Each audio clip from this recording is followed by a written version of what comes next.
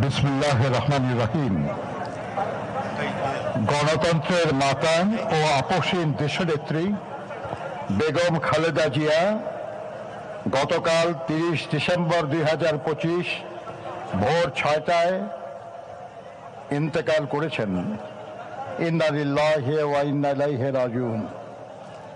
আমরা তার আত্মার মাগফিরাত কামনা করছি এবং পরম করুণাময় আল্লাহ তাআলার দরবারে প্রার্থনা করছি তিনি যেন আমাদের সকলের পরম শ্রদ্ধেয় নেত্রীকে জান্নাতুল ফেরদৌস নসিব করেন।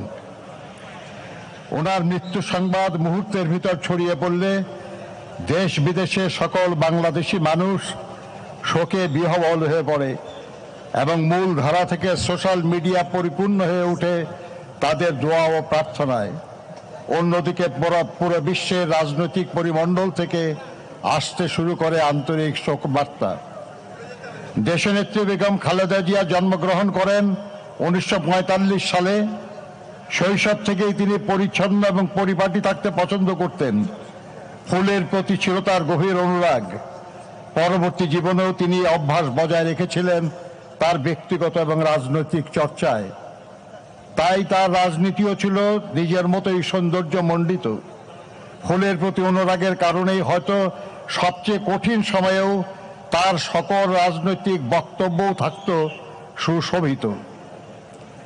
1960 সালের 5 আগস্ট তৎকালীন সেনাবাহিনীর চৌকস কর্মকর্তা ক্যাপ্টেন জিয়াউর রহমানের সাথে তিনি বিবাহ বন্ধনে আবদ্ধ হন। অবস্থানকালে প্রকৃতপক্ষে বিনা চিকিৎসায় 2015 সালের 24শে জানুয়ারি মাত্র 45 বছর বয়সে ইন্তেকাল করেন। তার লাশ যখন ঢাকায় আসে তখন তার মা দেশনেত্রী বেগম খালেদা জিয়াও ছিলেন তার গুলশান অফিসে সেই একই সরকারের প্রতিহিংসার শিকার হয়ে অন্তরীণ। দেশনেত্রী বেগম খালেদা জিয়ার রাজনীতিতে আগমন ছিল আকস্মিক, কিন্তু দেশের প্রয়োজনে তা ছিল অনিবার্য। 1981 সালের 30শে মে কতিপয় বিপদগামী সেনা কর্মকর্তার হাতে রাষ্ট্রপতি জিয়াউর রহমান বীর উত্তম শাহাদত বরণ করার পর দলীয় সরকারের ভিতরেই ষড়যন্ত্রকারীরা তৎপর হয়ে ওঠে।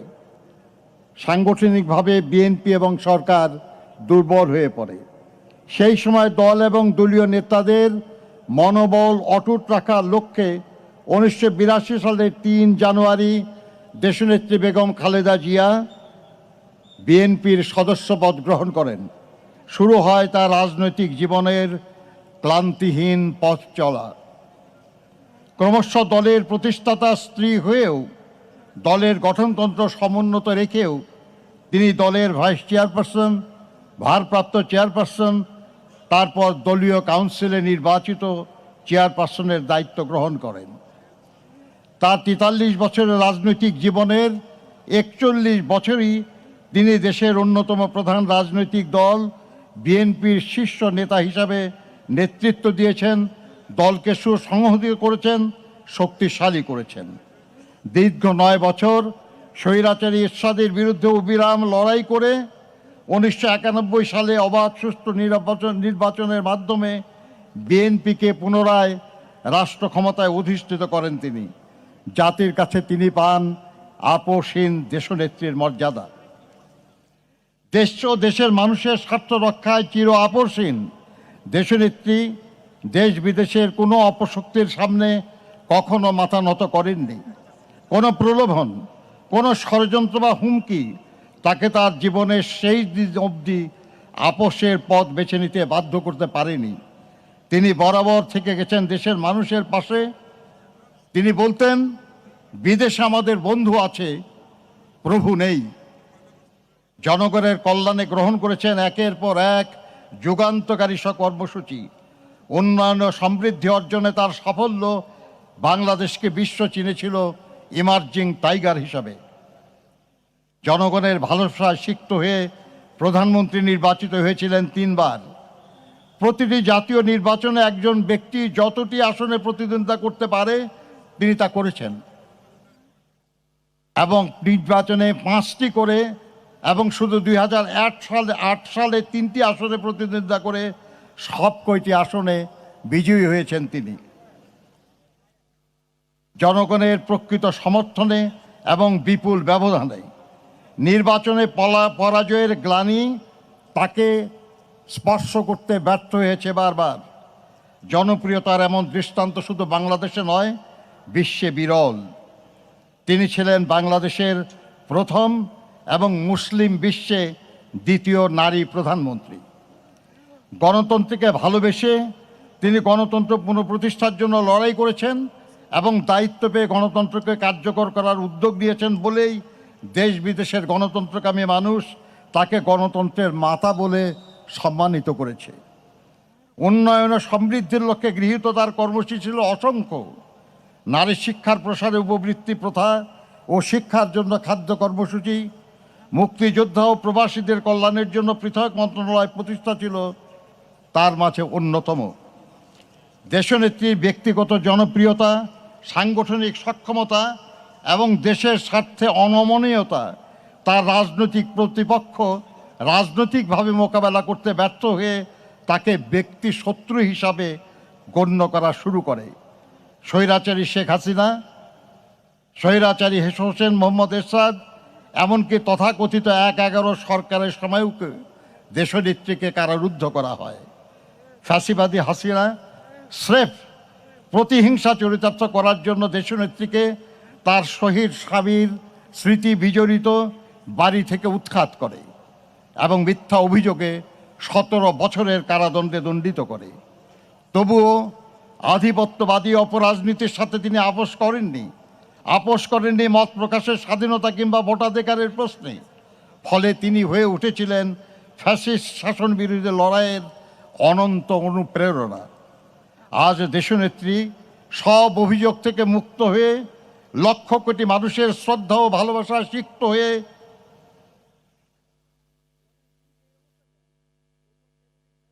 আজকেই জানা যায় আমাদের সামনে আছেন। অন্যদিকে যারা তাকে জেলে পাঠিয়েছে, যারা তাকে গৃহহীন করেছে, তারা রান্না করা খাবার খেতে পারেনি, পালিয়ে যেতে বাধ্য হয়েছে। মাথার উপর তাদের ঝুলছে মৃত্যু পরোয়ানা। এরশাদকে ভোগ করতে হয়েছে দীর্ঘ কারাবাস। ১/১১ সরকারের প্রধান ব্যক্তিরাও দেশত্যাগে বাধ্য হয়েছে।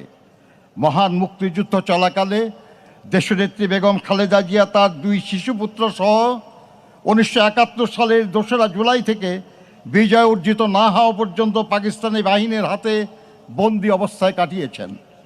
স্বামী স্বাধীনতার ঘোষণা দিয়ে মুক্তিযুদ্ধের সেক্টর এবং ফোর্সেস কমান্ডার হিসেবে দায়িত্ব পালন করেছেন। আর তার ফলস্বরূপ দেশনেত্রী বেগম খালেদা জিয়া তার 2 শিশুপুত্র সহ ছিলেন পাকিস্তানিদের হাতে বন্দী। মহান মুক্তিযুদ্ধে এই পরিবারের অবদান এক অনন্য দৃষ্টান্ত। ফ্যাসিবাদী হাসিনার ব্যক্তিগত প্রতিহিংসার শিকার হয়ে মিথ্যা মামলায় 2018 সালের 8 ফেব্রুয়ারি থেকে 2 বছরের বেশি সময় অন্ধকার কারাগারে আবদ্ধ থাকার সময় উপযুক্ত চিকিৎসার অভাবে দেশনেত্রী দারুণভাবে অসুস্থ হয়ে পড়েন। সমগ্র দেশবাসী সাক্ষী। পায়ে হেঁটে তিনি কারাগারে প্রবেশ করেছিলেন, কিন্তু নির্জন কারাগার থেকে তিনি বের হলেন চরম অসুস্থতা নিয়ে। দেশ বিদেশের চিকিৎসকদের মতে পরবর্তীতে গৃহবন্দিত্বের 4 বছর তাকে বিদেশে চিকিৎসার সুযোগ না দেওয়ার কারণেই তার অসুস্থতা বৃদ্ধি পেয়েছে এবং তার ফলশ্রুতিতে অবশেষে তাকে মৃত্যুর কাছে হার মানতে হলো এই অপরাজয় নেত্রীর। তাই এই মৃত্যুর দায় থেকে ফ্যাসিবাদী হাসিনা কখনো মুক্তি পাবে না। দলমত নির্বিশেষে সমগ্র দেশবাসীর শ্রদ্ধা, ভালোবাসা ও দোয়া নিয়ে তিনি বিদায় নিচ্ছেন। পেছনে রেখে গেলেন এক মহিষী নারী, এক সংগ্রামী রাজনীতিবিদ, এক দেশপ্রেমিক রাষ্ট্রনায়কের অনন্য কর্মজীবনের উদাহরণ, যা এক অনুসরণীয় দৃষ্টান্ত হয়ে থাকবে ভবিষ্যৎ প্রজন্মের রাজনৈতিক নেতাকর্মীদের জন্য।